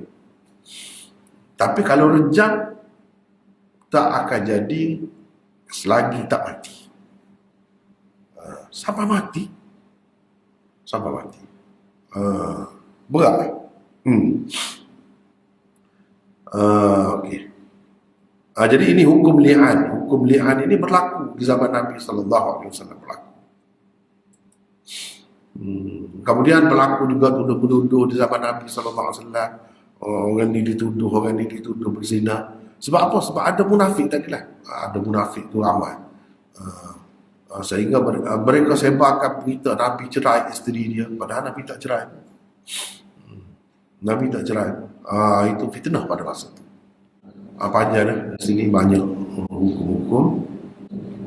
Seperti tadi lah, lebih kurang begitulah. Kemudian kita pergi kepada Al-Furqan, surah Al-Furqan. Ini surah yang ke-25 dalam tertib mushafnya. Bilangan ayatnya ada 77. Ini termasuk dalam surah Makkiyah. Tadi Madaniyah, di Makkiyah. Bilangan paragrafnya ada 5 sahaja. Ada 5 sahaja. Mesej utamanya menjawab tuduhan dan kritikan terhadap Rasulullah SAW dan Al-Quran berpandukan dalil-dalil afaqi dan anfusi daripada Al-Quran. Yang kedua, arahan supaya menyempurnakan hujah kepada musyrikin Mekah yang tidak percaya kepada tauhid dan akhirat. Yang ketiga, seruan kepada orang-orang musyrikin Mekah yang buruk pribadinya supaya memiliki sifat-sifat ahli syurga, iaitu ibadur rahman. Jadi ini walaupun semasa turun kepada Nabi SAW, orang yang pertama mula-mula dihadapi itu kafir Quraisy, betul lah itu. Kafir Mekah, musyrikin Mekah. Tetapi ia tidak terhad. Surah ini kandungan ayat-ayatnya, pengajarannya bukan khusus untuk mereka saja. Bukan khusus untuk mereka saja. Untuk orang-orang kafir lain, musyrikin lain pun sama saja. Inilah yang kita belajar dalam kaedah kan. Selepas ni dalam kaedah tu al-ibratu li'umumil apa ni? Al-ibratu li'umumil lafz la li khususis sabab. Jadi yang diambil kira ialah umum lafaz, bukan sebab yang khusus. Sebab yang khusus tu yang Nabi hadapilah pada masa tu, itu sebab khusus. Iaitu orang kafir Quraisy Mekah tu. Orang kafir Mekah, musyrikin Mekah ataupun orang musyrikin di sekitar Mekah tu. Tetapi ia tidak khusus dengan itu. Tetapi makna dia untuk umum. Untuk orang-orang lain juga. Sampai bila-bila. Baik. Ada 6 paragrafnya. Ini 6 kan? Kenapa tulis 5 di sini? Mana kena baikilah 6 Situ 6 ke 5? 6. Betul dah. Paragraf 1 ayat 1 hingga 3, tujuan risalah dan wahyu. Tujuan risalah dan wahyu. Paragraf 2 ayat 4 hingga 34, jawapan untuk kritikan dan tuduhan terhadap Rasulullah dan Al-Quran. Paragraf 3 ayat 35 hingga 44, nasihat kepada orang-orang musyrikin Mekah supaya mengambil iktibar daripada sejarah pendustaan umat terdahulu terhadap nabi-nabi mereka dan sejarah kebinasaan mereka. Ini berulang-ulang di dalam Quran ini. Banyaklah kita telah bertemu dah sebelum ini. Memang begitu. Itu sebagai peringatan, maknanya isyarat kepada kepentingan sejarah, mengetahui sejarah dan mengambil iktibar daripada sejarah. Itulah ringkasnya. Tidak semestinya apa ni, tidak semestinya orang-orang sebelum Nabi kita, kalau kita tengok sekarang ni macam-macam lah yang melakukan di sana sini gempa bumi apa semua tu kan. Itu kena ambil iktibar lah. Kena ambil iktibar. Paragraf yang keempat, ayat 45 hingga 54, arahan berpandukan dalil-dalil afaqi Al-Quran dan anfusi Al-Quran untuk mencetuskan jihad yang besar dalam dakwah. Dalil-dalil afaqi itu iaitu dalil-dalil sekeliling kita, di luar daripada diri kita. Itu pada dalil afaqi. Dalil sama ada di muka bumi ke, di langit ke apa ke, semua itu dalil afaqi. Dalil anfusi iaitu dalil diri kita, pada diri kita, di dalam diri kita, jiwa kita, itu termasuk, atau kejadian kita, manusia itu makna dalil anfusi.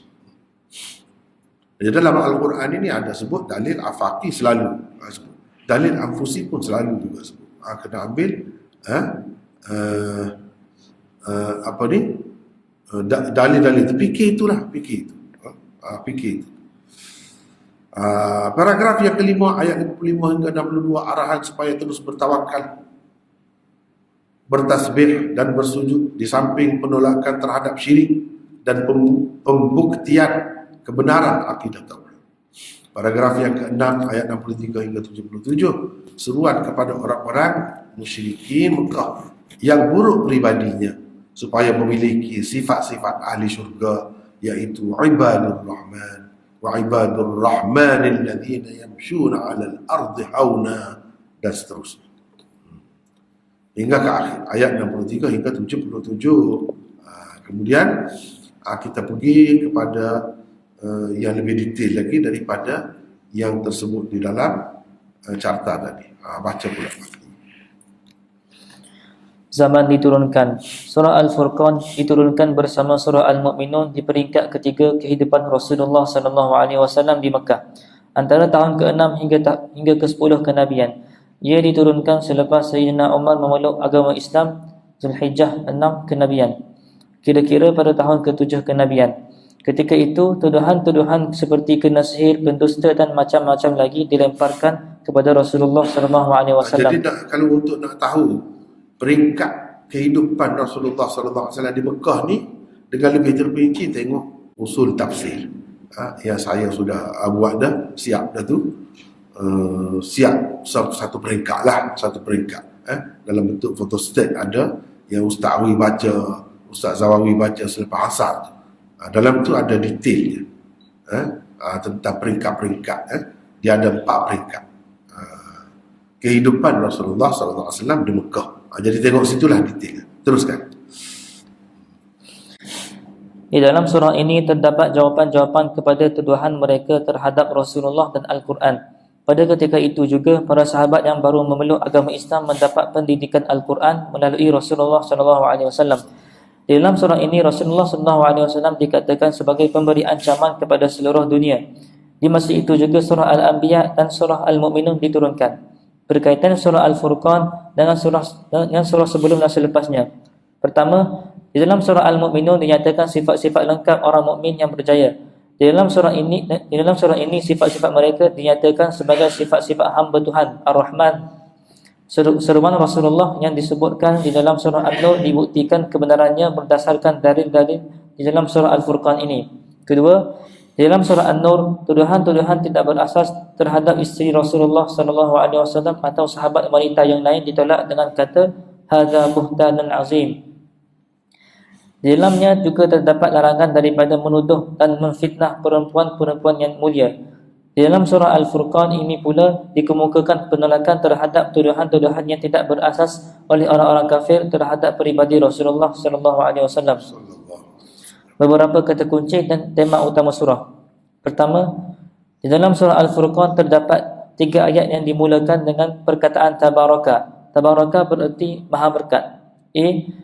Antara dalil apa makna maha berkat tu? Berkat banyak kebaikannya.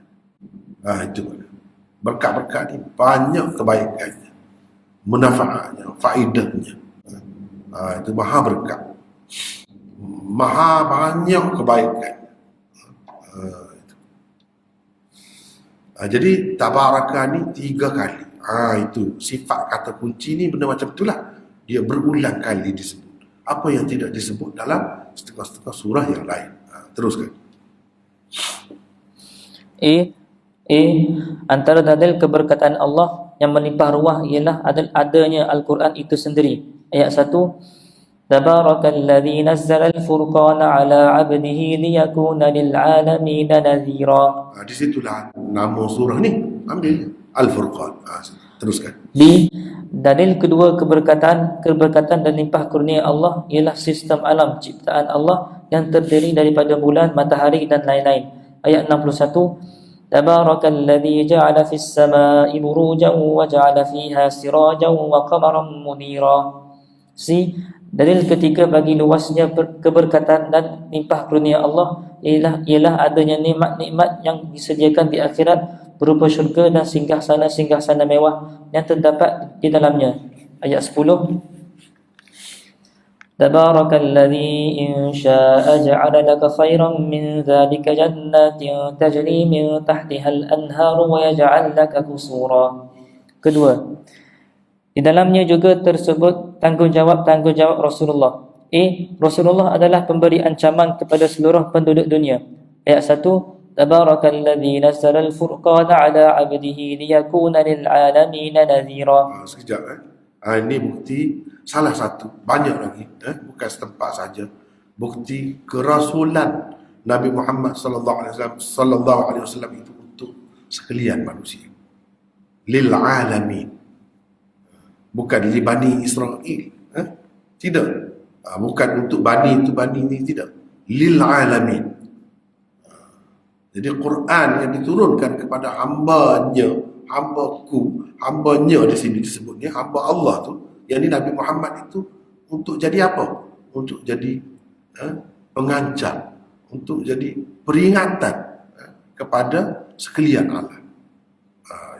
Teruskan. B.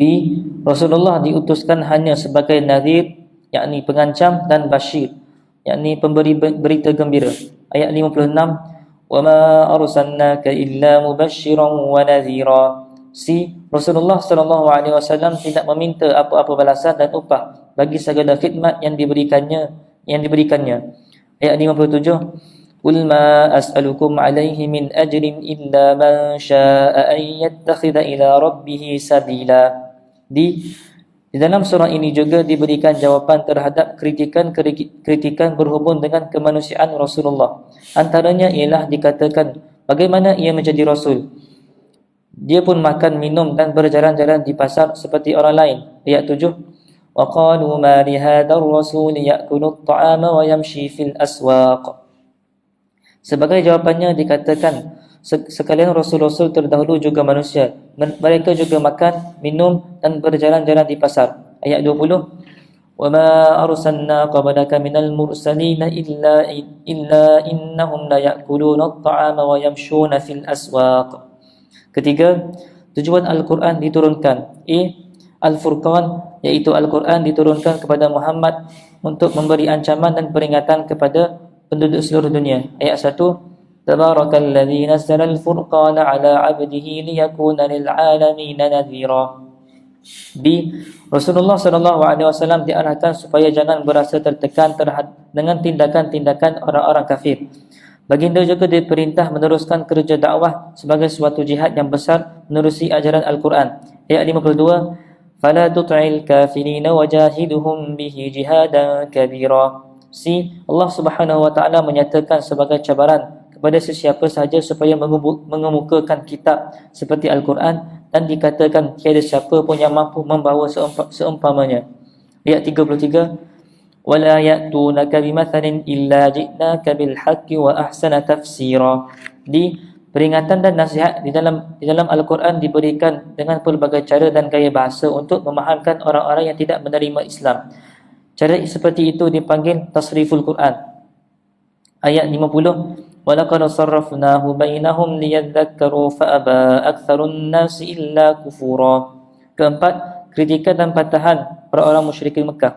Di dalam surah ini bantahan dan kritikan orang-orang musyrikin dikemukakan dengan lafaz waqala alladhina. Salah satu kritikan mereka ialah Al-Quran adalah dusta. Ia direka oleh Muhammad untuk menyiapkannya ada satu kumpulan orang yang membantunya. Ayat 4, waqala alladhina kafaru in hadha illa ifkun iftarahu wa a'anahu alaihi qaumun akharun. Di kritikan kedua mereka ialah kenapa Allah tidak menurunkan para malaikat sebagai rasul dari sisinya.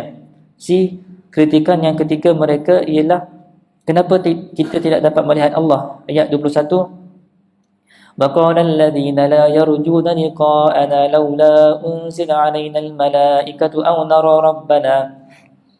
Di kritikan keempat mereka ialah kenapa Al-Quran tidak diturunkan sekaligus semua sekali. Kenapa ia diturunkan secara beransur-ansur? Sebagai jawapan kepada kritikan ini, dikatakan tujuan ia diturunkan beransur-ansur begitu ialah untuk menetapkan hati Rasulullah.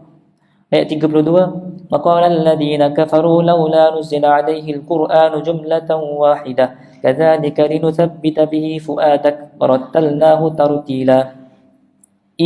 Rasulullah SAW juga dituduh telah mereka Al-Quran. Bagindalah yang mengada-ngadakannya. Ayat 4, وَقَالَ الَّذِينَ كَفَرُوا إِنْ هَذَا إِلَّا إِفْكٌ افْتَرَاهُ وَأَعَانَهُ عَلَيْهِ قَوْمٌ آخَرُونَ.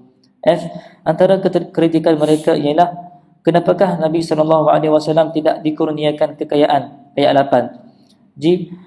Antara kritikan mereka ialah kenapa Rasulullah SAW tidak dikurniakan kebun. Ayat 8. Antara kritikan mereka ialah mereka mengatakan Nabi SAW adalah seorang yang terkena sihir. Ayat 8. أو يلقى إليه كنز أو تكون له جنة يأكل منها وقال الظالمون إن تتبعون إلا رجلا مسحورا. Antara kritikan dan tuduhan mereka terhadap Rasulullah lagi ialah Rasulullah akan membuatkan kita terpesong dan meninggalkan Tuhan-Tuhan kita. Oleh itu kita hendaklah bersabar menghadapinya. Ayat 42, إن كان ليضلنا عن آلهتنا لولا أن صبرنا عليها. Satu lagi tuduhan dan kritikan mereka terhadap Al-Quran dan Rasulullah ialah Al-Quran tidak lebih dari sebuah buku yang mengumpulkan dongeng-dongeng zaman dahulu. Muhammad telah menyuruh seseorang menuliskan dongeng-dongeng itu kepadanya di waktu pagi dan waktu petang. Ayat 5, وَقَالُوا أَسَاطِيرُ الْأَوَّلِينَ اكْتَتَبَهَا فَهِيَ تُمْلَى عَلَيْهِ بُكْرَةً وَأَصِيلًا. Kelima, jenayah-jenayah kaum musyrikin Mekah. Orang-orang musyrikin Mekah beribadat kepada min dunillah yang tidak dapat memudaratkan mereka dan tidak juga dapat memberi manfaat. Ayat 55, وَيَعْبُدُونَ مِن دُونِ اللَّهِ مَا لَا يَنْفَعُهُمْ وَلَا يَضُرُّهُمْ وَكَانَ الْكَافِرُ عَلَى رَبِّهِ ظَهِيرًا. Orang-orang musyrikin Mekah tidak percaya kepada hari kiamat. Ayat 11, بَلْ كَذَّبُوا بِالسَّاعَةِ وَأَعْتَدْنَا لِمَنْ كَذَّبَ بِالسَّاعَةِ سَعِيرًا. Orang-orang musyrikin Mekah tidak percaya akan bertemu dengan Tuhan di akhirat nanti. Ayat 21, لَا يَرْجُونَ لِقَاءَنَا. Orang-orang musyrikin tidak percaya akan hidup kembali setelah mati. Ayat 40, كَانُوا لَا يَرْجُونَ نُشُورًا. Orang-orang musyrikin Mekah adalah sombong, angkuh dan degil. Ayat 21, لَقَدِ اسْتَكْبَرُوا فِي أَنفُسِهِمْ وَأَتَوْا عُتُوًّا كَبِيرًا. Orang-orang musyrikin Mekah adalah penjenayah. Mereka adalah musuh Rasulullah SAW. Ayat 31, وَكَذَلِكَ جَعَلْنَا لِكُلِّ نَبِيٍّ عَدُوًّا مِنَ الْمُجْرِمِينَ. Orang-orang musyrikin Mekah selalu memperolok-olokkan Rasulullah. Mereka berkata, inikah orangnya yang Allah utuskan sebagai Rasul. Ayat 41, وَإِذَا رَأَوْكَ إِنْ يَتَّخِذُونَكَ إِلَّا هُزُوًا أَهَذَا الَّذِي بَعَثَ اللَّهُ رَسُولًا. Di hari kiamat nanti, min dunillah akan ditanya, adakah kamu telah menyesatkan hamba-hamba Allah atau mereka sendiri yang menjadi sesat? Ayat 17, وَيَوْمَ يَحْشُرُهُمْ وَمَا يَعْبُدُونَ مِن دُونِ اللَّهِ فَيَقُولُ أَأَنْتُمْ أَضْلَلْتُمْ عِبَادِي هَؤُلَاءِ أَمْ هُمْ ضَلُّوا السَّبِيلَ. Ketua-ketua kafir Quraisy Mekah telah menjadikan hawa nafsu mereka sebagai Tuhan. Ayat 43, Ara'aita man ittakhadha ilahahu hawah. Menjadikan nafsu sebagai Tuhan bukan makna menyembah. Tidak. ikut, kalau kita orang Kelantan kata ikut erek, ikut nafsu, itu. Jadi salah satu makna menjadikan Tuhan ni mengikut. Itu kita teruskan. J. Orang-orang yang diterima oleh musyrikin Mekah sebagai Tuhan tidak dapat mencipta apa pun. Mereka juga tidak dapat memberi faedah atau bahaya sedikit pun. Mereka tidak dapat menghidupkan dan mematikan. Mereka juga tidak mempunyai kuasa untuk menghidupkan kembali orang mati. Ayat 3. وَاتَّخَذُوا مِن دُونِهِ آلِهَةً لَا يَخْلُقُونَ شَيْئًا وَهُمْ يُخْلَقُونَ وَلَا يَمْلِكُونَ لِأَنفُسِهِمْ ضَرًّا وَلَا نَفْعًا وَلَا يَمْلِكُونَ مَوْتًا وَلَا حَيَاةً وَلَا نُشُورًا. Keenam, manusia diberikan kebebasan memilih. Sesiapa yang mahu, dia boleh memilih jalan orang yang bersyukur kepada Allah. Ayat 57. مَنْ شَاءَ أَنْ يَتَّخِذَ إِلَى رَبِّهِ سَبِيلًا. B. Ayat 62. Liman arada an yadhakkar aw arada syukura. Ketujuh, beberapa arahan dan perintah kepada Rasulullah. Rasulullah SAW diperintah supaya tidak tunduk sama sekali di hadapan orang-orang kafir. Ayat 52. Fala tut'il kafirin. B. Rasulullah diperintah supaya melaksanakan jihad besar dengan menyampaikan dakwah menerusi Al-Quran. Ayat 52. Wajahiduhum bihi jihadan kabira. C. Rasulullah SAW diperintah supaya bertawakal kepada Allah semata-mata pada ketika menghadapi kesukaran. Allah tidak mempunyai sebarang kekurangan dan keaiban dan tidak mati. Ayat 58. Wa tawakkal 'alal hayyil ladzi la yamut. D. Rasulullah SAW diperintahkan supaya bertasbih memuji Allah yang bermaksud mengakui kesucian Tuhan daripada segala kekurangan dan keaiban. Ayat 58. Wasabbih bihamdih wa kafa bihi bidunubi ibadihi khabira. Itu kita habis di sini surah Al-Furqan. Cuma di akhir tu, di akhir ni kalau kita tengok tadi, dikehendaki orang kafir itu mempunyai sifat-sifat ahli syurga. Mana dengan jadi orang Islam, ibadur Rahman, menjadi ibadur Rahman. Jadi ayat ni kalau kita tengok ni, daripada sini ayat 63, wa ibadur Rahman alladhina yamshuna 'alal ardi hauna. Ini semua ni baca sendirilah, tengok terjemahan itu. Cuma saya nak panjang ni sini ya.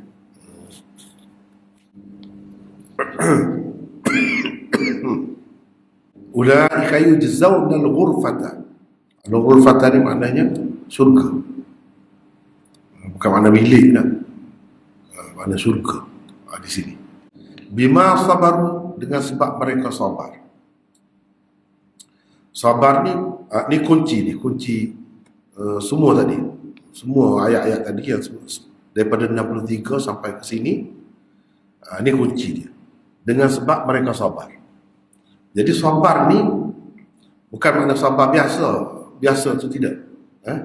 Sabar dalam konteks ayat-ayat di sini dalam melaksanakan, menghayati apa yang telah Allah sebutkan ini. Di sini. Jika seseorang itu dapat sabar, dia akan dapat ini balasannya. Ini balasannya.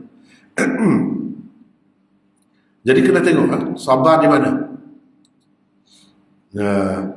Yamshuna 'alal ardi hauna wa idza khatabahumul jahiluna qalu salama. Ini semua kena sabar ni. Berjalan, terutamanya kalau orang tu ada kelebihan, ada kuasa, ada apa. Berjalan manusia ni jadi lain. Berjalan orang miskin, orang susah lain. Berjalan orang sakit lain. Berjalan orang ada kuasa lain. Berjalan orang sombong lain. Jadi berjalan tu kena kawal. Ikutlah kamu siapa. Jangan bagi nampak kesombongan. Itu sifat ibadur Rahman. Dan nak buat tu kena sabar. Kena sabar. Kalau tak ada sabar tak berlaku. Tak jadi. Bila orang-orang jahil kata kepada mereka, qalu salama, mereka tidak jawab. Mereka tidak tu ege. Kalau orang Kelantan kata tu ege. Tidak. Mudah-mudahan kita semua selamat. Begitulah. Bukan senang nak telan orang kata. Sebab orang jahil ni dia akan kata macam-macam lah. Dia akan kata macam-macam lah. Seperti kepada Rasulullah, dia boleh kata gila, dia boleh kata macam-macam. Begitu juga kita kena sabar tu. Walladzina yabituna li rabbihim sujjadan wa qiyama. Dan ibadat malam ni, nak bangun ni, kena sabar tu. Tak sabar tak boleh. Secara berpanjang, berterusan. Lepas tu minta ampun dengan Tuhan, minta jauh dengan Tuhan sentiasa. Mengadu kepada Tuhan, minta Tuhan jauhkan kita. Menunjukkan kita ni betul-betul takut kepada neraka.